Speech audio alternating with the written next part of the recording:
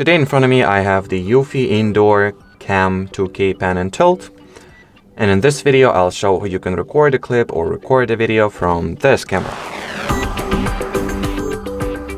So that's a very quick and simple thing to do. You will need to launch its dedicated EUFY security app, then open the camera feed, or well, enter the devices section and from there open the camera feed.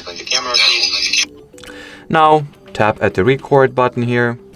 Once the timer goes, that means that the video recording has been started successfully. Once you want to end it, just tap at the same button and it now gets saved either to your device's internal storage, or if you have enabled the cloud storage option and paid for it, it will be saved to your cloud.